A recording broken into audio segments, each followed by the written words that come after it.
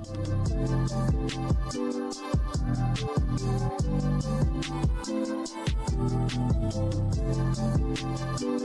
friends. I just wanted to take a quick pause and share with you something I've been so excited to share. I'm now officially a certified psychedelic practitioner. As you know, this work truly lights me up. I love meeting people no matter where they are in their journey, whether they're just curious about plant medicine and microdosing or looking to take a deeper dive. All of my offerings can be experienced in person or virtually, so we can work together no matter where you live. I'm currently offering 3 programs. The first is Bloom, which is a guided microdosing journey. This program is meant to spark clarity, creativity, and emotional balance. Awaken is a program for those looking to do a deeper dive with medicine. I offer a ceremonial breakthrough experience designed to open new perspectives and shift what's possible in your life. And with Rebirth, my most immersive journey, it combines a ceremonial breakthrough experience followed by ongoing microdosing integration, so your transformation takes root and really starts to grow.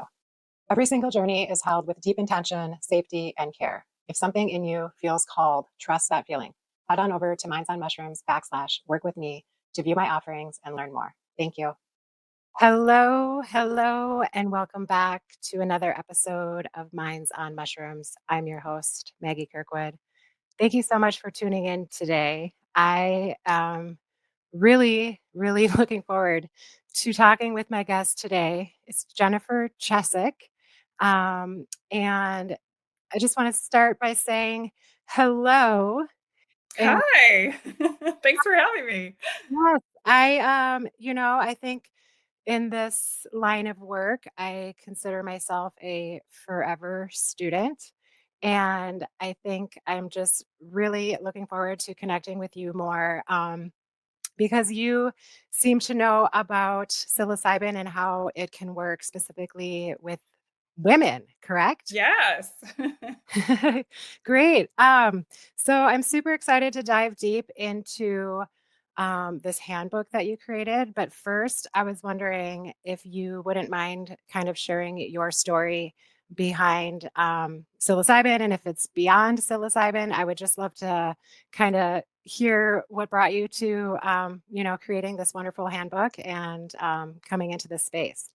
Yeah, thank you so much. So yes, I am the author of the Psilocybin Handbook for Women, which came out in 2023, and I've been kind of doing book tour ever since. I'm a science and medical journalist, and so I had been writing quite extensively about psychedelics in the news as new research was coming out. And I'm also another beat of mine is women's health, so it really made sense to merge the two, psilocybin and women's health, and how they intersect because there can be differences between the male and the female body in terms of how psilocybin interacts with our hormones, our menstrual cycles, that sort of thing. And so that's kind of the impetus for the book and my background and what I bring to it as for my own personal experience with psilocybin.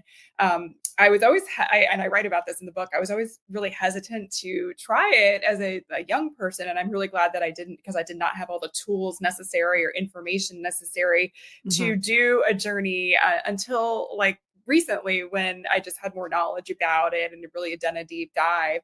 And so it came to psilocybin by way of like, okay, I cannot write this book unless I try it, even though I'd always been really interested in it for myself. So I did, and I had a really incredible experience. It was absolutely life changing.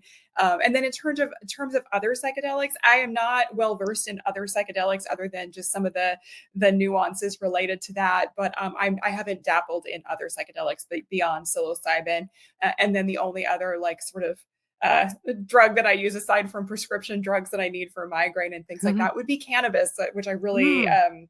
I use extensively for sleep, for migraine, for chronic pain, and that kind of thing. So that's my only other sort of relation to this. But psilocybin is my area of expertise now.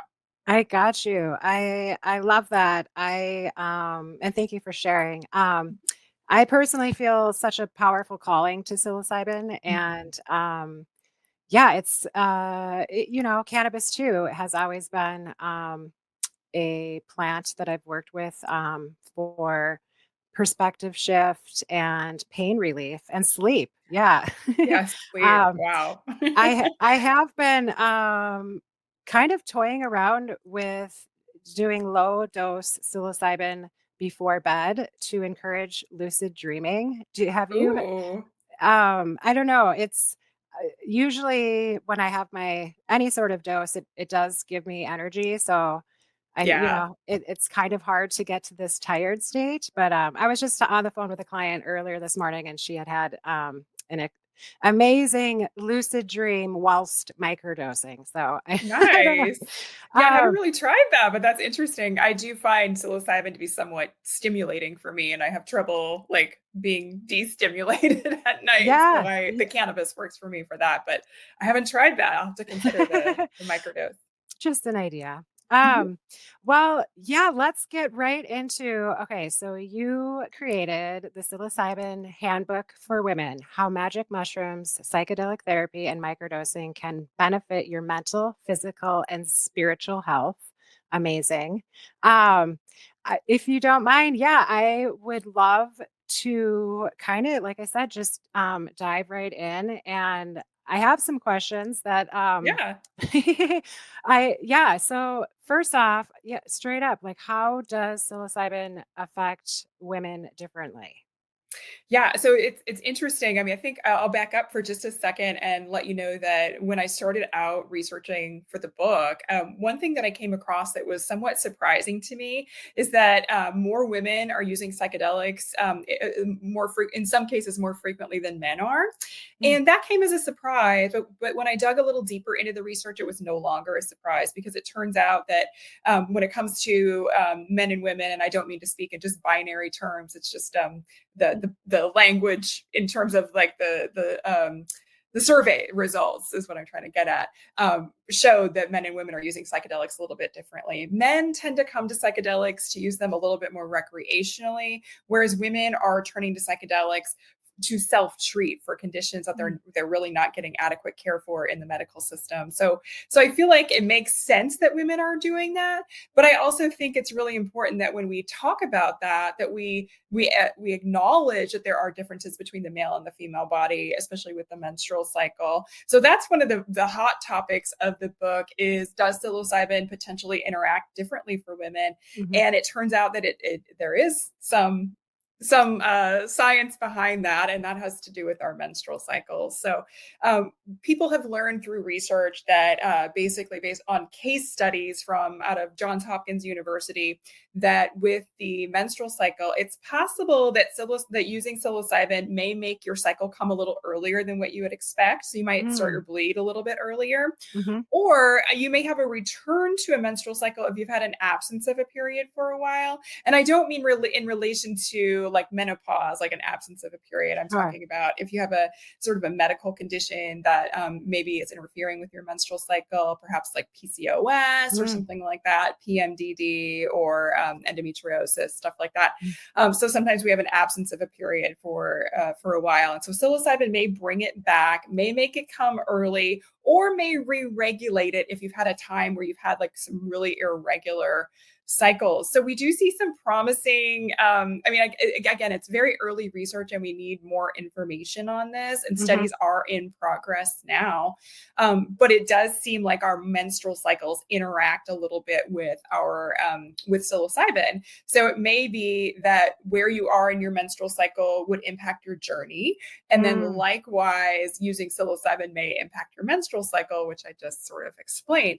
But people often want to know, like, why would this even happen? How is there an interaction like that? And it really has to do with our hormones and then the way that our cycles work and the way that our stress response works. So I mm. always like to dig into mechanisms because I think that really helps explain things. But Absolutely. with our menstrual cycles, they occur on along what's called the hypothalamic pituitary gonadal axis. And what that means is just that our brains, and I know that's a mouthful, but it's our brains are communicating with our ovaries during our menstrual cycle. And when one hormone kicks off, it tells another hormone what to do in this sort of like feedback loop. And this is why we end up with the different phases of our menstrual cycle, such Mm, as the follicular phase, and then the luteal phase with mhm, ovulation happening in between, and the getting our periods kind of at the beginning beginning of that follicular phase. And so that's the trajectory of the menstrual cycle.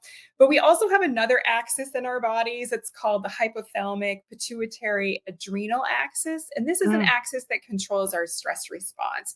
And so when we are using psilocybin, we are activating our serotonin receptors, and that has some activation along that stress response. And just by those names of those axes, the hypothalamic pituitary gonadal axis and the hypothalamic pituitary adrenal axis, you can tell that they sort of overlap in your brain with the hypothalamus and the pituitary gland. Okay. And so it makes sense that because of that overlap of these axes, that we may have that psilocybin would impact the menstrual cycle. And we can just think about this from our own lives of having menstrual cycles. Is that when you've been stressed out, sometimes that impacts your period. Like it might mean that you have an absence of a period for a month or something like that, or it makes it heavier. And then likewise, when we get our periods, sometimes we can get a lot more stressed out during that time period. So it makes sense that there's that interaction. So what does this mean in terms of using psilocybin? So I dug into the research there. We don't have a lot of research on that yet. So I reached out to see what we could learn from indigenous wisdom, because of course, when we're talking about psilocybin at all, we always have to bring in indigenous wisdom, because that's where the history is and the really good information is there. Absolutely. And, yes, we're doing this new research now, which is great, but we always have to bridge it with that indigenous wisdom. So I reached out to a wonderful person named Michaela Delamico, or Michaela Delamico. I never know if I'm saying her name right, but she is an expert in indigenous wisdom related to psilocybin and the menstrual cycle. Wow. And what happens in indigenous practices is that there's sort of this encouragement to not use psilocybin when you're on your period or about to get it. And she recommends, if you're going to do like a macro dose, to do that closer to ovulation. And this makes sense from a scientific standpoint as well, because based on the way the hormones are interacting during that time, at ovulation, you have more energy available to you. You feel more vitality at ovulation. Whereas as you get in that late luteal phase where you're about to get your period, our energy kind of crashes and we feel a little sluggish and fatigued and things like that. And psilocybin can also be even though it can be really wonderful, it can also be draining on the body to do a journey, on the mind too. Yeah. And so it makes sense to do it a little closer to ovulation. And part of that has to also do, like the fatigue that we feel in the luteal phase also has to do with the way that our bodies are managing glucose and insulin, or, just how we're handling nutrients. Go ahead. I just have to say, so I have PCOS and struggled with just consistent periods and regular periods, and conceiving, and had some early miscarriages, and I'm so sorry. And a late one. I have a beautiful daughter right now who's a miracle and just amazing. But I believe with PCOS, a big issue. Well, I tend to pretend I'm my own doctor sometimes, but it was this borderline blood sugar. What do we call that? Intolerance? Insulin resistance. You have, yeah. So there's a huge, you're correct. There's a huge link between insulin resistance and polycystic ovary syndrome. And that has to do with, if insulin resistance is present, your ovaries end up producing more androgens. And, we're not really sure through research yet, like, is it because someone has just become insulin resistant that they develop PCOS? Or is it that there's some sort of issue going on already that makes you predisposed to insulin resistance, and then that causes the PCOS? Or we just don't know the chicken and the egg scenario quite yet with that. I just to kind of circle back though quickly. Yeah. But, at the time, I worked through it with my doctor, and we conceived healthy. And I'm so glad to hear that. But I do believe that over time, when I started microdosing and using psilocybin consistently and intentionally, it changed my eating patterns and mental thought loops around food and negative self-concept, which in turn changed that, I'm going to say it wrong again, glucose Insulin resistance. Yeah. insulin resistance Right. um, Absolutely.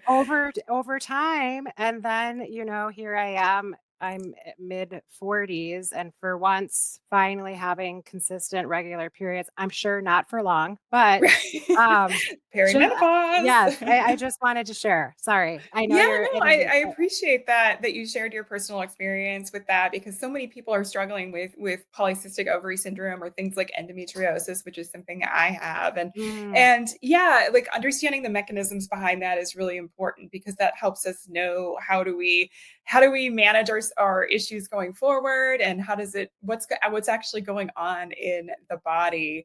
And you raise a really important point in that you were talking about how microdosing and using psilocybin pretty regularly helped you sort of rework some thought patterns that you had around food, maybe, and then just leaning into certain behavior changes. And I think psilocybin can be an incredible tool for that, just because of how it interacts with the brain. It helps us change behaviors if we want to change them, or change negative thought patterns. So we're mm, seeing it studied for things like eating disorders and stuff mhm. like that, which is really exciting. And I see a lot of promise there. I love that. And I know I was going to ask, you were talking about when you did reach out and meet with a Native American or indigenous Yeah. person too. Did they involve conversation around the moon and cycle?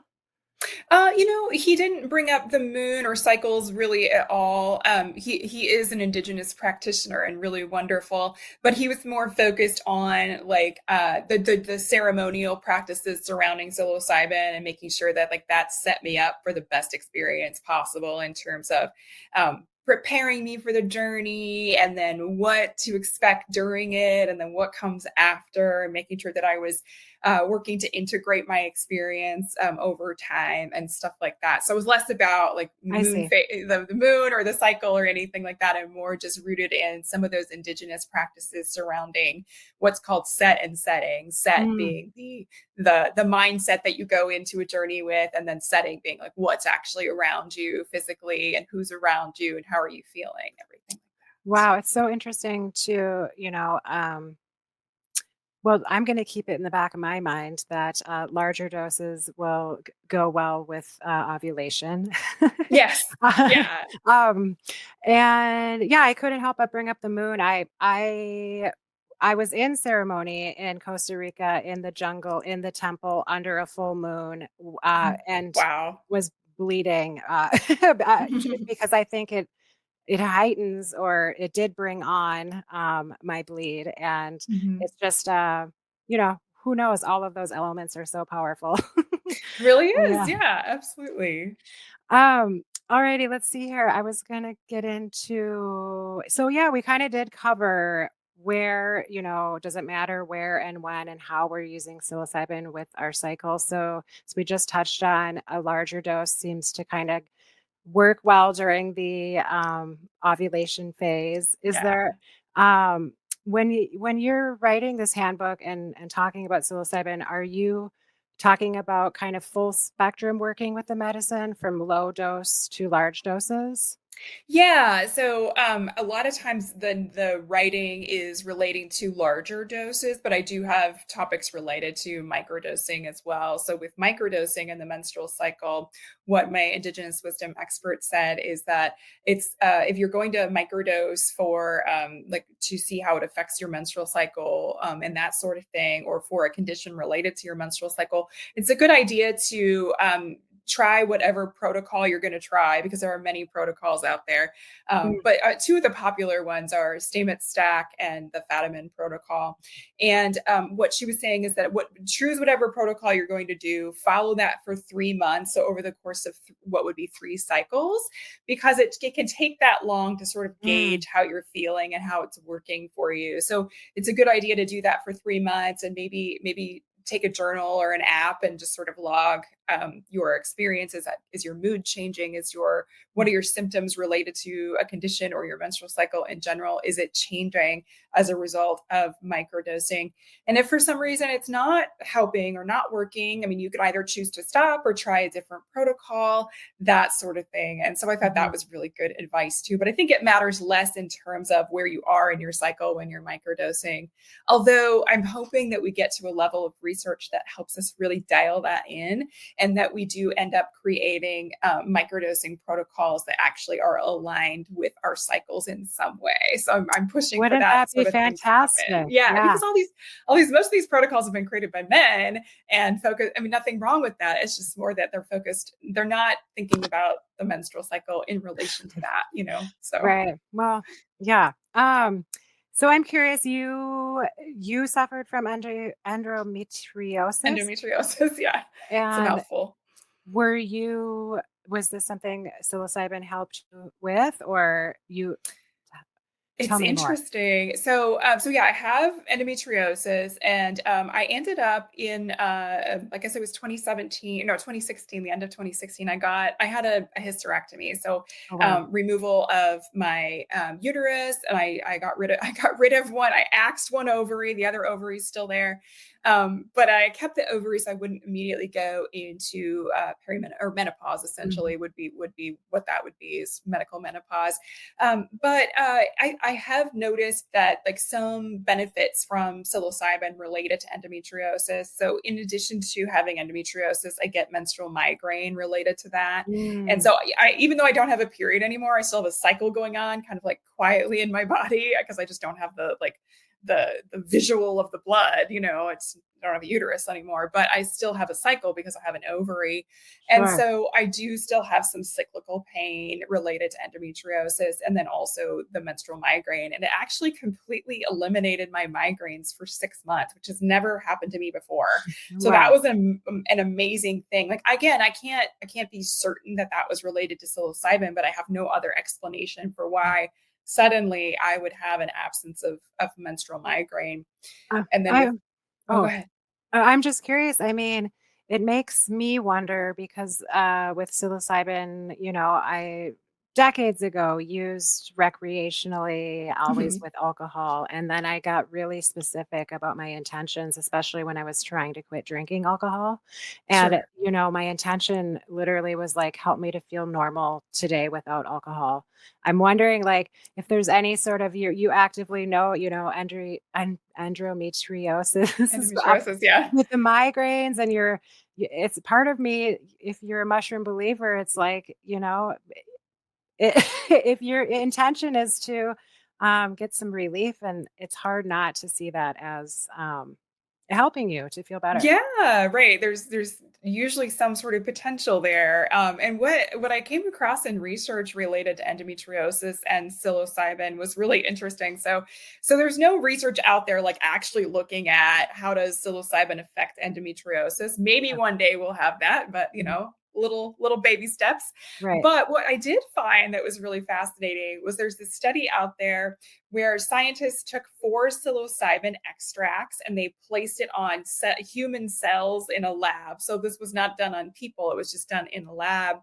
But what they found was that the psilocybin extracts reduced the expression of certain inflammatory molecules on the cells. And Mm, what was fascinating about that was that it was the same molecules that are exacerbated or like overexpressed when endometriosis is present. So mm, endometriosis is when you have sort of tissue that mimics the lining of the endometrium. That tissue that's mimicking the lining of the uterus is outside of the uterus. It's in different locations throughout the pelvis. It can really actually go anywhere in the body. People have found endometriosis in the brain, in the lungs, that sort of thing. And but when you have that issue going on, it's like you have all of these lesions, is what they're called when they're elsewhere in the body, and they send out a bunch of inflammatory molecules and just create a lot of inflammation in the body, and that can drive a lot of pain. And Mm. so again, what these researchers were doing, they weren't looking at endometriosis specifically, but it did reduce the expression of certain inflammatory molecules that are implicated in endometriosis. So Oh. I could certainly see down the road, after more research and application, for like microdosing as a way of keeping inflammation at bay, and Mm. then potentially resolving or at least helping alleviate some of the endometriosis symptoms, which pain is a big component of that, of course. Amazing. Yeah, I know many people that have suffered, and um, yeah, I guess kind of turn it. What are your thoughts? I know there's probably not a lot of studies or research, but just in general with perimenopause and using psilocybin, I get Oh asked all yeah. the time, and my answer is always just, of course. I Yeah, don't, of yeah, course. Yeah. but Yeah. I'd love to pick your brain on it and hear your Yeah, thoughts. I think there are 4 ways that psilocybin is beneficial in perimenopause, and how I like to present it is that I think it's a really great idea if people are interested in to do a macro dose, because I think that the benefits really come from that. And then after the macro dose, engaging in some microdosing going forward as a way to reconnect yourself to that journey that you had.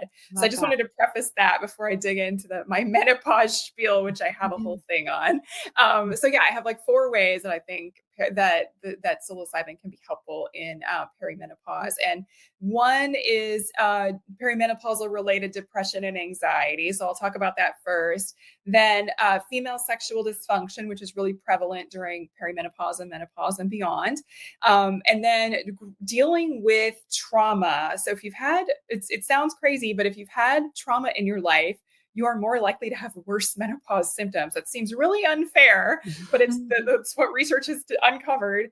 And then the final thing that in relation to how I think psilocybin can help with perimenopause is leaning into behavior change, which you were talking about just briefly earlier. So I'll cover those 4 things, and feel free to interrupt me if you as I dig into my spiel. But Let's go for the it. first thing is depression. So, even if you have never really had depression or anxiety before, the hormonal changes that happen during perimenopause can bring on new depression or worsening depression. Same thing with anxiety, and perimenopause, by the way, can last like up to 14 years. So you typically people end up in it in their mid 40s, although it can happen earlier, even in as early as your 30s. And it can menopause, the average age of menopause is like 51, 52, and that's when you've just had an absence of a period for a year. After Mm. that, like, you're basically in postmenopause like right away.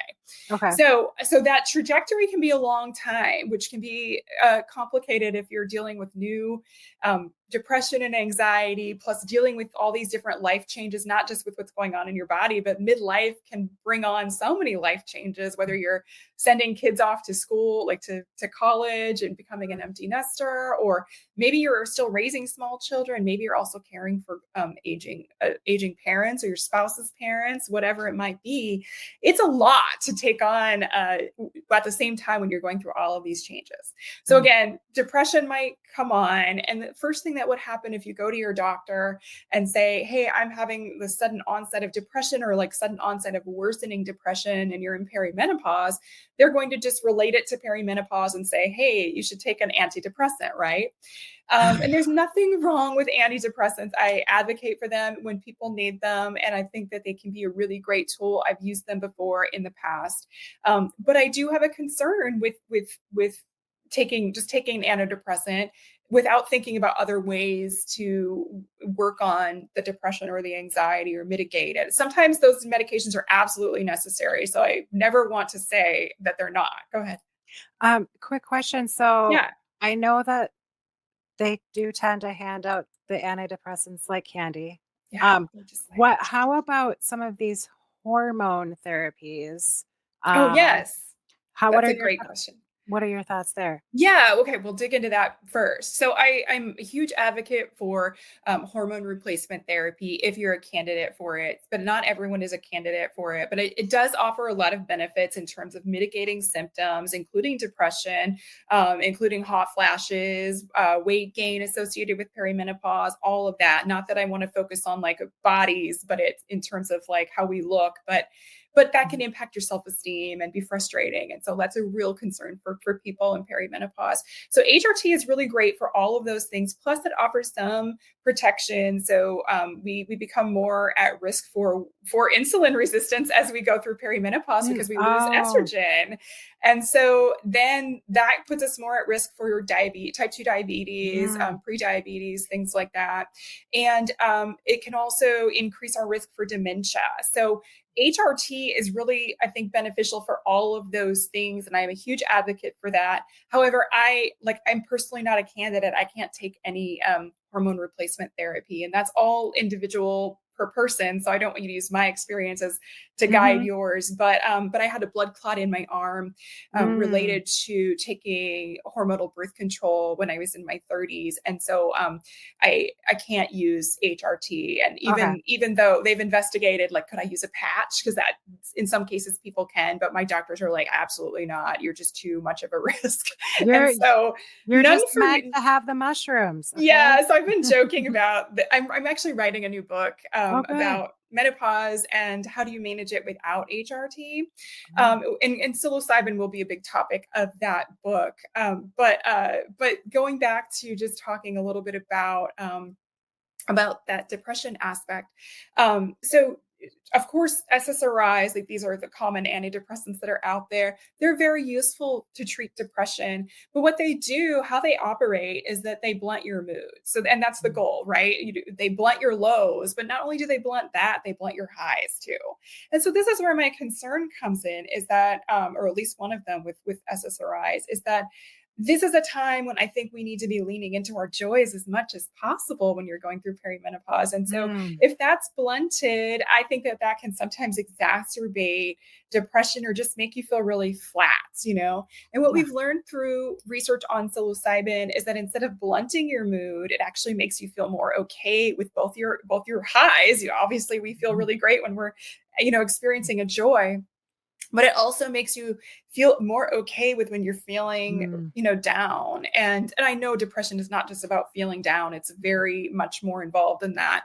But what we've learned from psilocybin through research as well. So again, that information about it not blunting your mood comes from research. And then also what we know about psilocybin is that it's not something that you have to take regularly. So of course, doing a macro dose, it's not like you're doing a macro dose every day or we wouldn't get any work done. I mean, I'd like to, but Wow. I wouldn't get anything else done, right? So you can't macro dose regularly or you would build up a tolerance to it and it would be very conducive to normal life.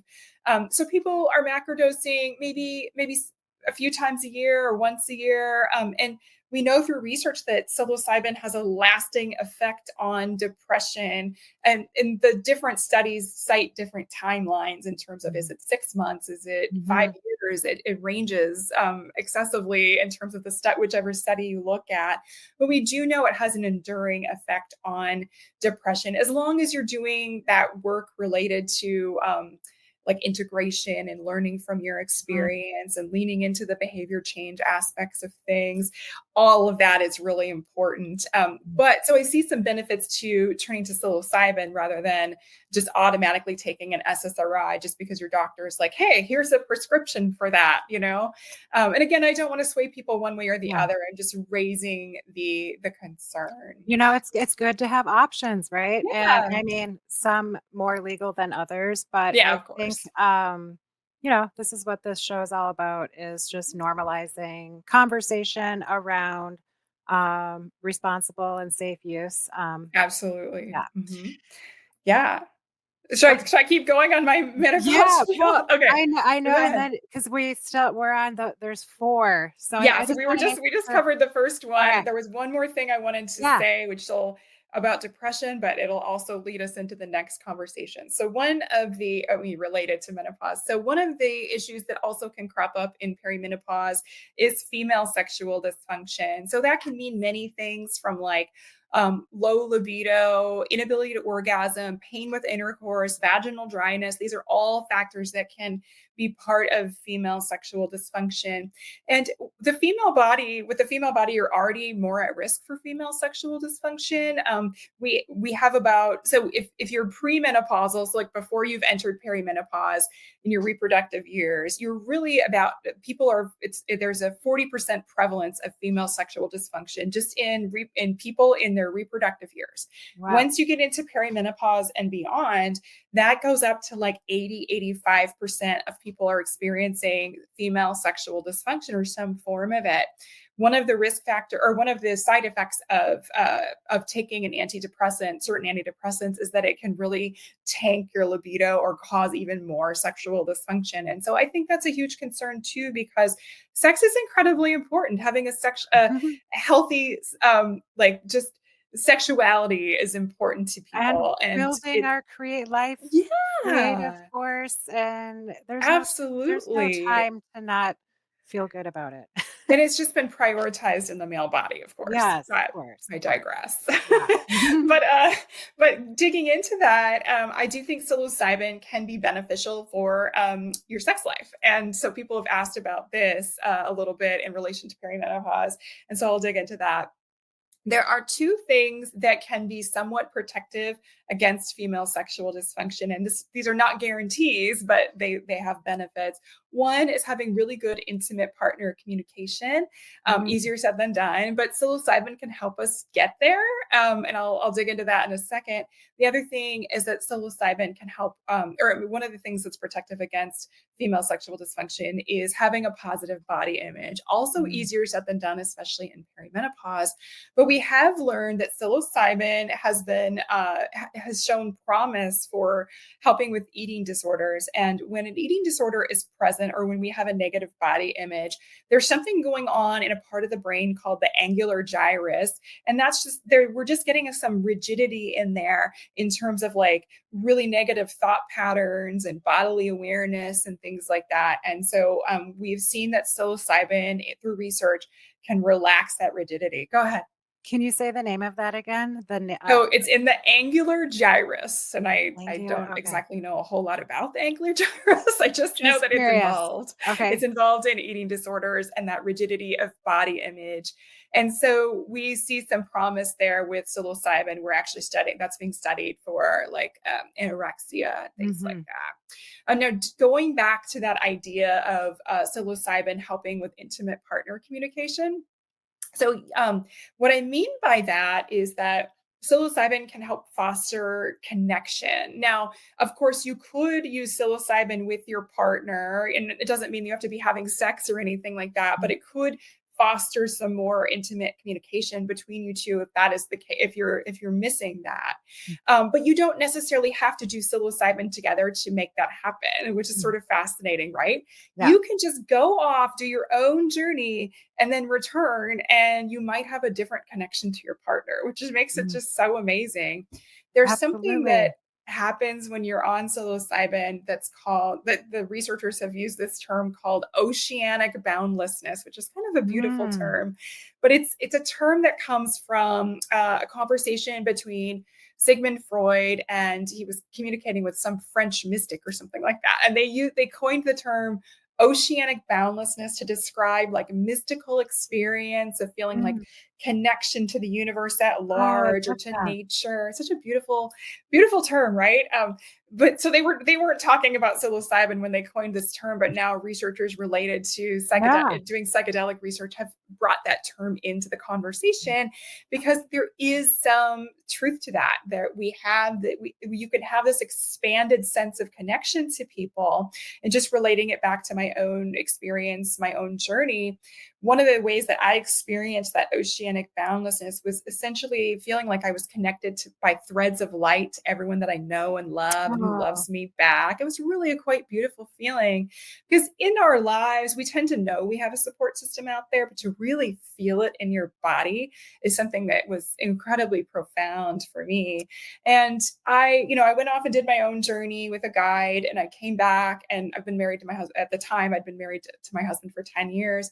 And I love the guy, but I came back and I was like, I really like this guy a lot, Wow. sort of laughing at myself, like, oh, okay, I do really love this guy. Not that I was questioning it, but it was just like this expanse. Yeah. And it did change our communication. And he didn't do anything different. It was all me.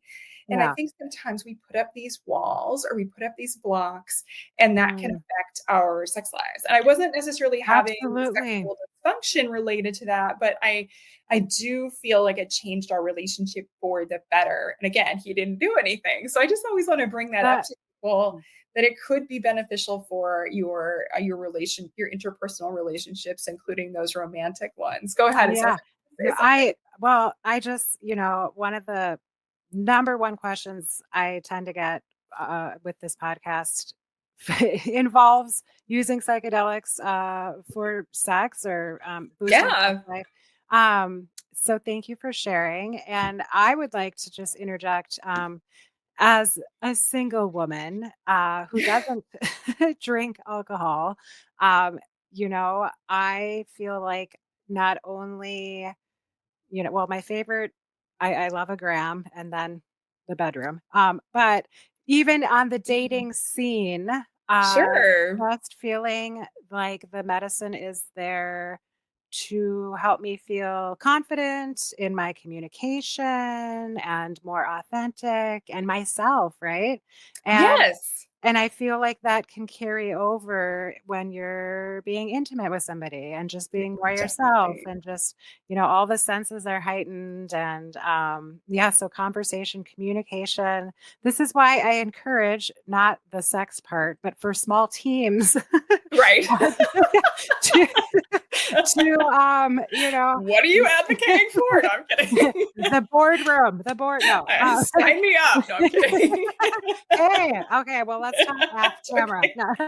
Right. But you know what I'm saying? I feel like or the idea of, let's say you work in a restaurant together or some sort of team, and it's like working real time, but then also behind the scenes, because I truly believe the medicine works before, during, and after, and creates the oceanic, say it again, oceanic boundlessness. You got it. Cool.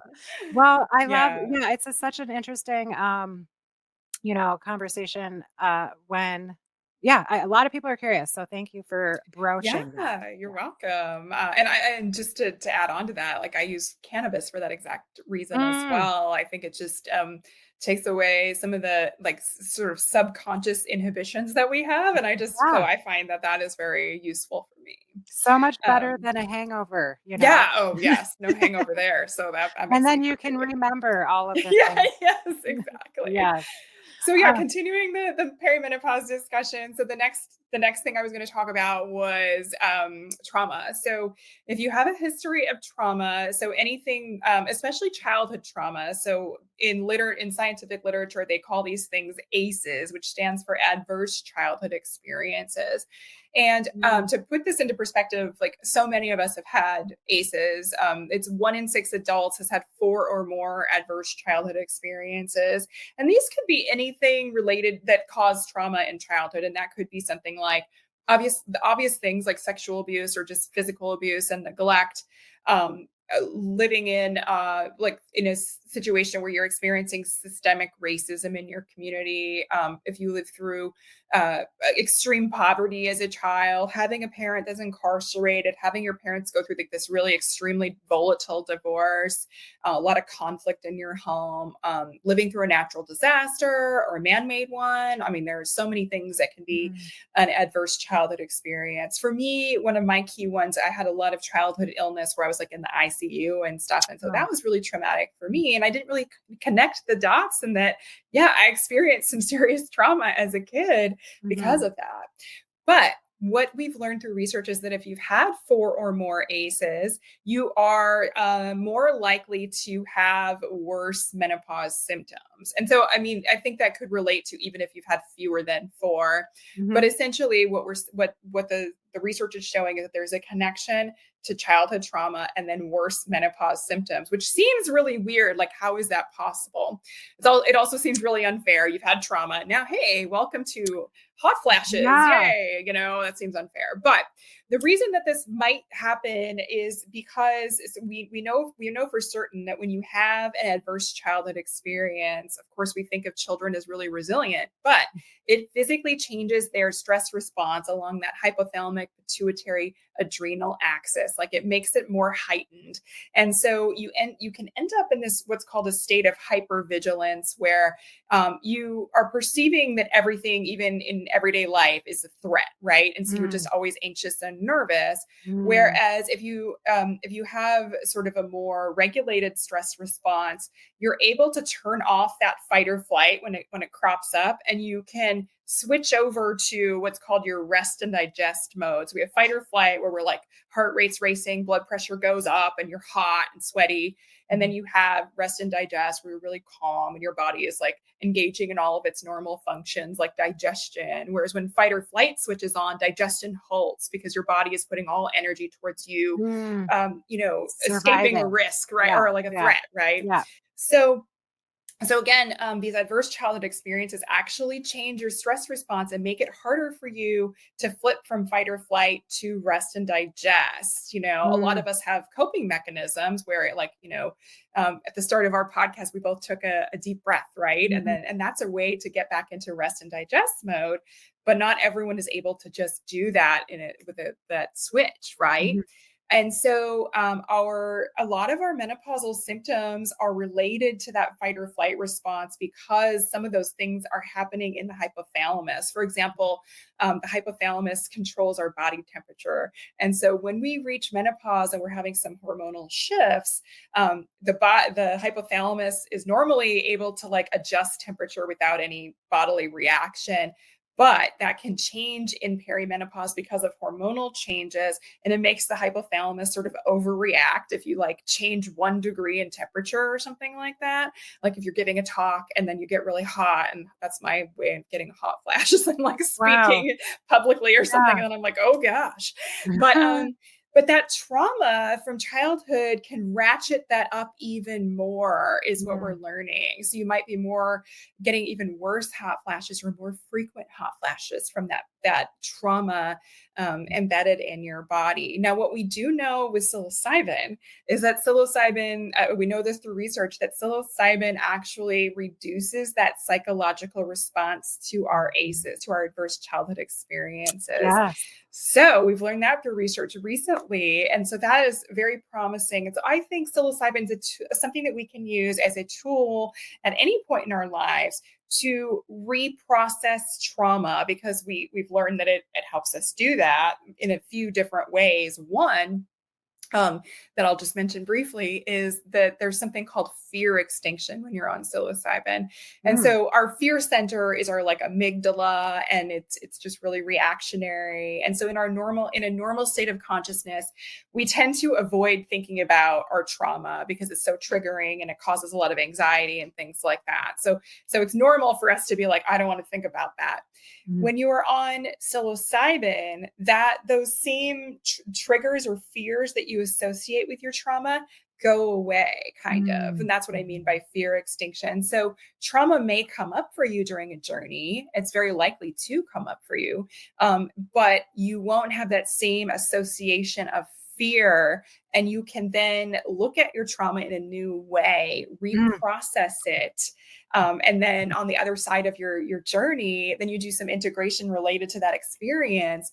And it tends to, I mean, I guess there's no guarantees, but of course it tends to, through research we've learned, help resolve or at least reduce that trauma response. So it could be a way, theoretically, to help you address trauma, which then may help you mitigate that heightened stress response that's involved in some of those perimenopause symptoms, which is just fascinating. That is so fascinating. And I so appreciate you pointing that out. I think that, um, yeah, I couldn't agree. I mean, I was going to state a lot of people that I work with, I think their biggest fear is that sitting with a large dose of psilocybin is going to bring back these exact, Oh yeah. horror stories. And although it may feel everybody has their own experiences, right?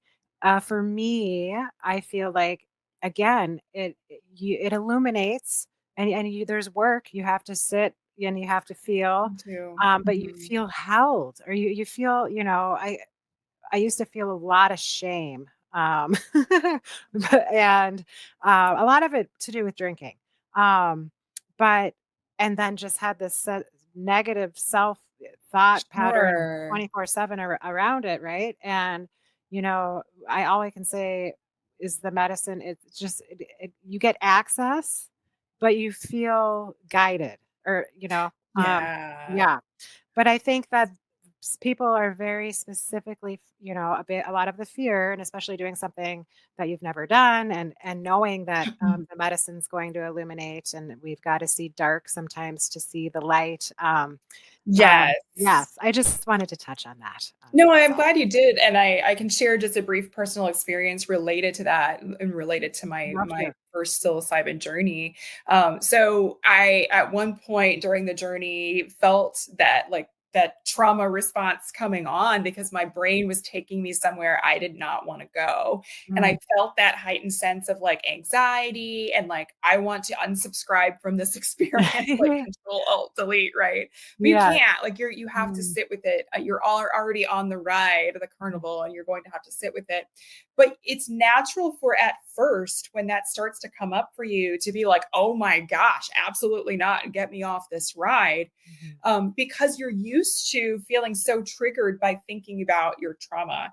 But if you can just remember that that fear extinction will be present, that initially when it comes up for you, you might sense some resistance, but if Mhm. you can remind yourself to sit with it and relax into it and let it unfold, that you will be able to look at your trauma in a new way. And Oh on the yeah. other side of that is like intense, I think, peace and euphoria. So for me, the thing that was coming up at the time and that had been really giving me a lot of anxiety is that I do care for aging parents. And I had this like really erroneous concept in my brain that when they pass away, I'm just going to have like a dark life. Like I'll just have unending grief related to that and I'll Mm. never be happy again. Like that was like it's not a realistic scenario, Mm. right? But my brain was not willing to accept any other thing. And so I had this anxiety surrounding this Mhm. caregiving and then losing my parents. So that started to come up for me during my journey. And again, I was like, okay, get me out of here. But I reminded myself to sit with it. And I was able to see that this is an erroneous thought pattern Mhm. and use actual logic in my brain to retrain my brain through that Mhm. concept. And then on the other side of that sort of intense, I would say it was an intense like 5 to 10 minutes. It's hard to put my finger on it because time starts to like go crazy when you're on Mhm. psilocybin. Mhm. But it wasn't very long. But I had this like sense of like, oh gosh. And then I sat with it. And on the other side of just thinking about it for 5 or 10 minutes, I felt the most peace and euphoria I've ever felt in my life. Love And that. ever since then, even though I'm still dealing with like, I'm caring for aging parents and worried about them, I can always tap back into that feeling of like, okay, no, you have to use logic in your brain and you're going to be okay on the other side of this, Mm. even if it's traumatic and hard. Mhm. You've been through difficult things in the past, you have a support system, you're not going through it Mhm. alone, that sort of thing. So that's just an example how you can sort of retrain your brain related to I mean that wasn't necessarily trauma, but I do feel that is traumatic in my body because Oh, yeah. brings me so much anxiety. So When you had your experience, you were with a guide? or were you I solo? was, yeah. So my guide was there, and my trips, and he also brought a female trip sitter with him, Oh, so that I wow. would feel very safe, because that's Yeah. also another whole like safety aspect for, especially for women. Mhm. But yeah, so I had both of them in the room. They were not interfering with me though. Mhm. They let me have that experience. They were Mhm. there to let me know I was safe, but they Sure. just kind of held back in terms of like she has to navigate this herself. So what I Yeah. was doing was like I was sitting on a couch, and the couch was like, I didn't like this very much, but it was like breathing. Oh my you gosh. know, Yeah. Judith Yeah. had that experience. I was like, you're not supposed to breathe, couch. But and again, this anxiety was coming up. So I just kept looking at my guide, and he would just kind of nod, and I felt safe. It was just more like I've got to go through this on my own. Yeah. No, I couldn't agree more. I now have learned that I can incorporate, just some breath work, or if it gets to that point, but absolutely there is always this, the come up of anxiety of what's going to be illuminated and how. But Right. then when you have these insights or, little tiny breakthroughs, you're rewarded because even like your situation where you're feeling this erroneous about your parents going and to some people that might just seem like, oh, not a problem. But obviously it was holding you back and the medicine needed to show you that this, Yeah. and so it's just so special. I love to hear it. Thank you for that It example. really Mhm. is. Yeah, absolutely. So my final thing on perimenopause, and then we'll Yes. switch to whatever you want to talk about, was behavior change. And so you were talking a little bit about, leaning into some behavior change after using psilocybin.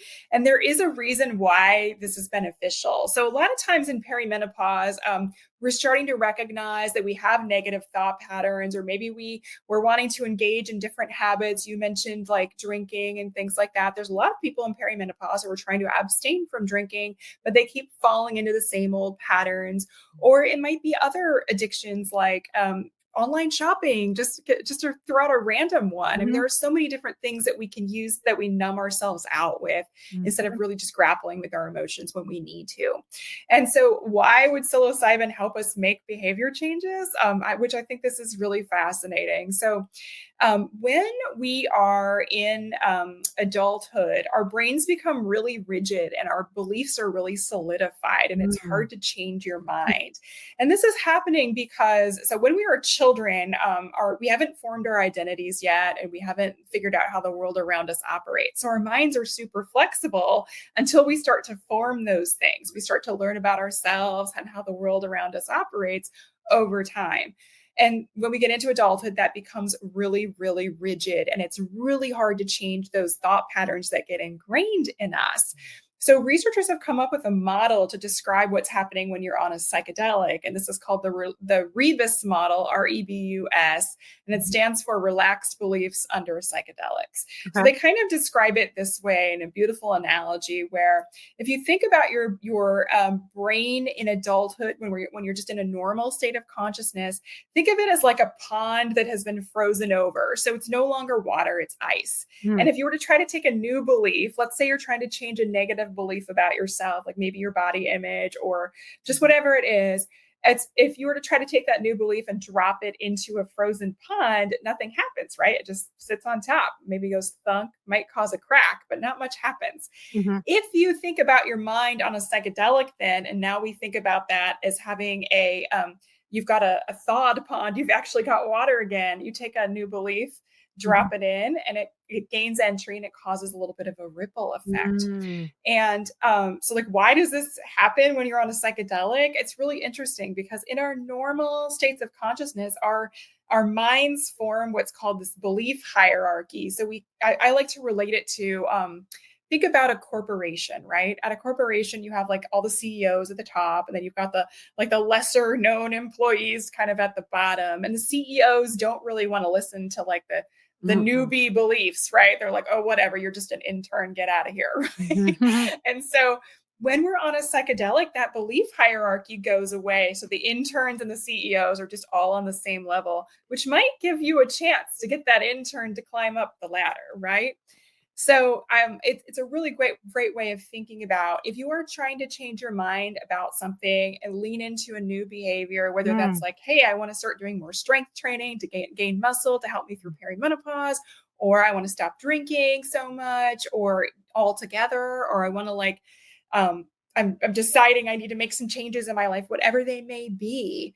Psilocybin can be a really great tool to do that. And part of what's happening there, not only are we having that like relaxing of that hierarchy, you also have a lot of neuroplasticity going on in your brain. So that means you're growing new synapses and dendrites. It's just kind of like your brain is flowering, right? Mm-hmm. And that has some lasting effects too. It's not super long, but we're looking at anywhere from like 3 to 6 months where you have this increased level of neuroplasticity, which is also a really great time to lean into that behavior change. So after you're done with your journey and you start that process of integrating what you learned from your journey, that time period is still your brain is still very neuroplastic and flexible, and you're Critical learning able, periods, do we yeah, call them? critical learning period, which is just super cool to me. Mm. So it helps you really kind of, make those behavior changes. One other, there's a therapist, her name is Gwen Pelfini, and she described it like this too, where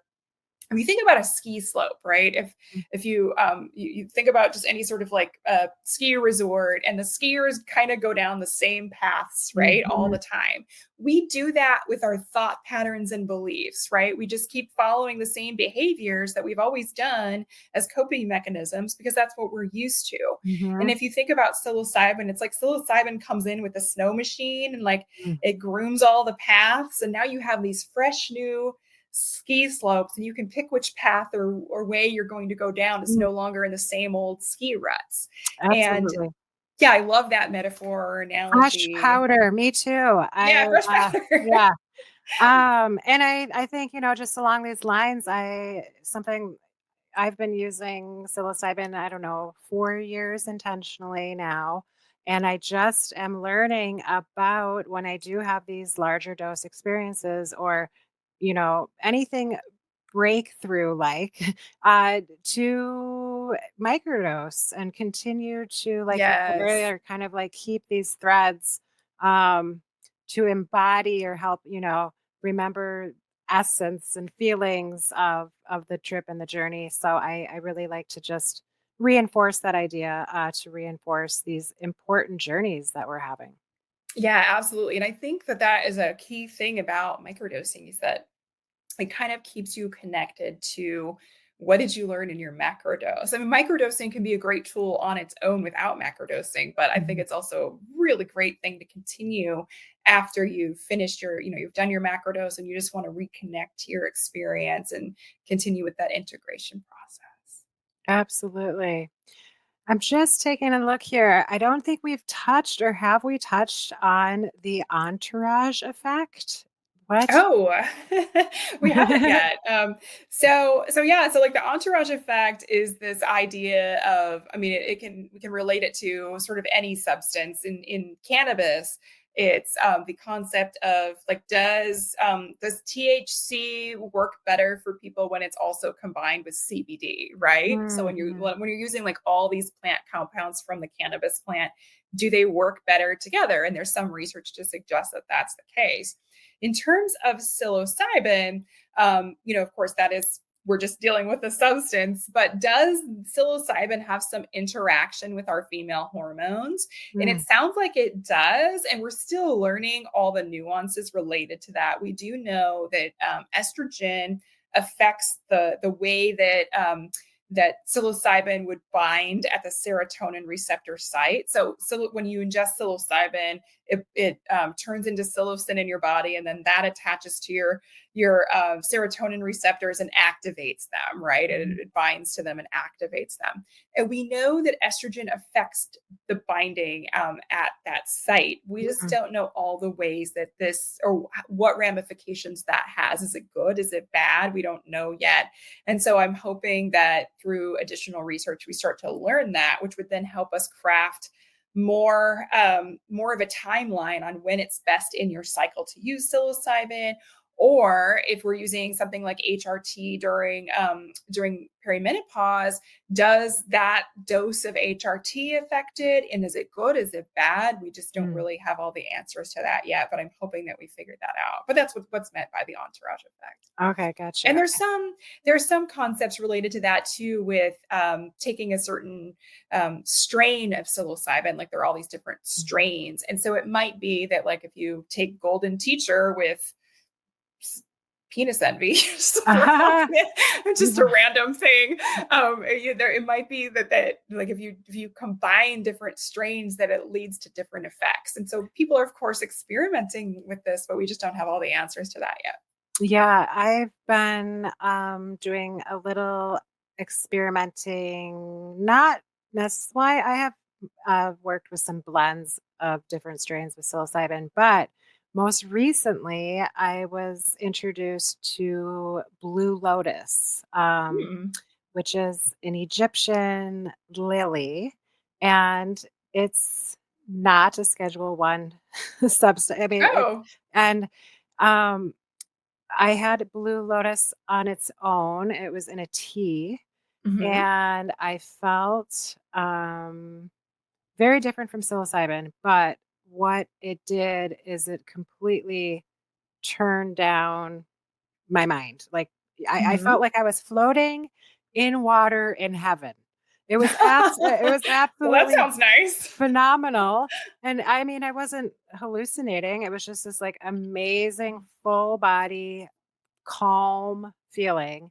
And then I got to thinking, this would be beautiful to have on, before consuming some mushrooms, especially if there's some anxiety and, but I love the thought, if I'm having a journey, I like to kind of land back having some cannabis. I feel that a lot of these plants work well together. And of course, it's important to know before we go crazy. But I love the idea or the notion of, interweaving some of these powerful plants. I'm sure I'm not the first. I mean, I've heard a lot of people have described that they like after when you start to come down from the psilocybin. I mean, you don't have like a withdrawal feeling or anything like that, but it's just nice to use the cannabis as part of that to like re-entry into normal life, I guess. So I think that's a common tool is that people are using like a light dose of cannabis when they're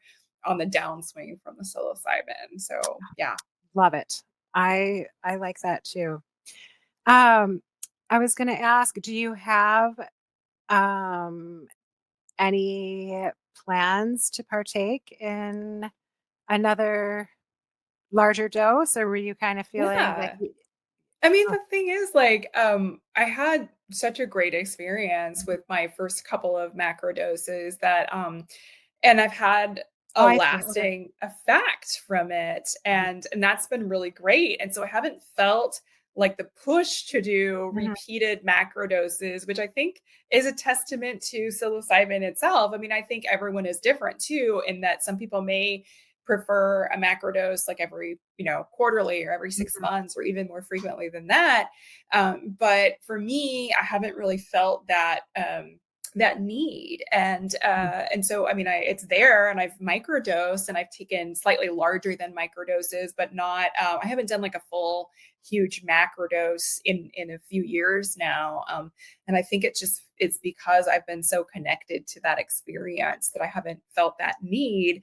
And I'm not against recreational use with psilocybin, but it's not my drug of choice for recreational use. Like again, cannabis would be something that I'm more inclined to use in public as like a social lubricant and that kind of thing. Many people rely on psilocybin as a microdose for that. I just haven't really found that it's the right tool for me for that, because I mean, I have a tendency to go very internal. As a writer, I guess. I don't know. I think it's really challenging and quite frankly, up down to the dose. So I find that it's hard for me to determine, am I having an inward moment or, it's hard to it's challenging to use recreational because of that. If you're aware that you can be, taking this time to be going inward and but I think it also can have the exact opposite effect where you are just laughing and you can't get enough. Yeah. You can't get enough socialization. So Sure, it absolutely. provides what you're needing. That's what I say. Absolutely, I agree, Yeah. and so I think everyone has to find their own, like, what works best for Yeah. them in terms of that, and so I think I will try to explore, more of microdosing in a social setting. I just in terms of psilocybin, I just haven't really done that yet. I've done that more at home. Love it. Well, I think that's where I was going with that question, like how you determine when you're planning to use, or cathartically. But that all makes sense. And I love to hear that you've had such a profound experience. I have, yeah. You can feel it in your words and see it. And I love, again, yeah, let's talk about how people can um, get your guide, your handbook that you put together. Yeah, thank you. So the Psilocybin Handbook for Women is available pretty much anywhere books are sold. You can get it from, any online book source that you use, or you can also order from your local bookstore, anything like that. If you want a signed copy, in my Instagram bio, you can find the link to get a signed copy. You just have to order it through a local bookstore with me, and I'll pop over and like sign it, and they'll ship it out to you. Oh, So I wow. always offer that just in case somebody wants that, or to send a copy to someone as a gift. I'm happy to do that. And then in terms of where to find me, I'm on social media. I'm on all the platforms. You can find my handle is the same everywhere. It's at Jen Chesak. That's JenChesak. And I'm happy to answer questions like DMs and things like that, especially I'm most active on Instagram, I would say. So people reach out to me. The only caveat there is like, I can't provide you any drugs. that's illegal. And then I also I'm not a doctor, so I can't give you direct medical advice. I can direct you where to look, or Mhm. provide certain research elements or whatever to inform you. I'm not a doctor, so I can't weigh in on your personal issues. So, yeah, Well, and I will have all of where to find you in the episode notes so perfect. listeners can find you that way and understood, um, that you're not a doctor, but just really great work for, putting this guide together. I think it's so Thank important, you. in this day and age. I feel a lot of women have a hard time, yeah, with perimenopause, for example, and getting Yeah, answers and being able to ask questions and it's such an important conversation and affects so many it on does. so many It different really levels, does. your cycle Mhm. from being able to conceive to, all of the things. So uh, Absolutely. I was so excited to meet you and have you on. And Thank you so much for having me. It's a pleasure. And thank you for doing this podcast. yes, thank you, Jennifer. And is there anything else before we No, I say think we goodbye covered for a lot now? of really good ground. So thank you. Yeah, it was my pleasure. This was awesome. Thank you so much. And thank you guys for tuning in. I appreciate it. Have a good one. For more information, please visit mindsonmushrooms.com. Thank you for joining the journey.